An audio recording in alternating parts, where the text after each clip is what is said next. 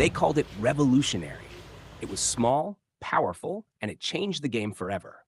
But what if we told you the Chevrolet 265 V8, the engine that kickstarted the small block legacy, almost didn't happen?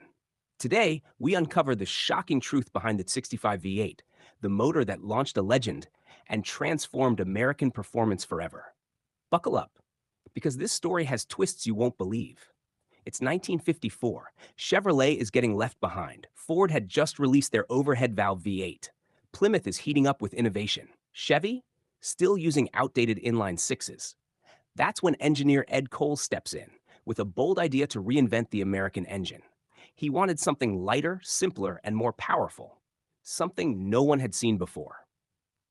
Visuals, old blueprints, Cole's sketches, archival footage from GM Labs. In 1955, Chevrolet unleashed the 265 cubic inch V8 in the Bel Air, the Corvette, and the 210.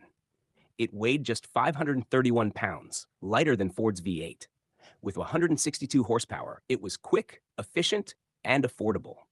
But here's the twist. The engine was rushed into production, and early models had serious oiling problems. Some GM execs wanted to kill it before it even hit the market. What saved the 265 wasn't just engineering. It was racing. The engine dominated dirt tracks, drag strips, and NASCAR events. Tuners loved it. Racers swore by it. It was simple to modify and almost indestructible. This success forced Chevrolet to double down, refining the 265 and laying the groundwork for the legendary 283, 327, and eventually the 350 small block. The 265 didn't just power cars, it powered a revolution. It kicked off what would become the most successful engine family in automotive history, the Chevy small block. Over 100 million small blocks have been produced, and it all started with this one.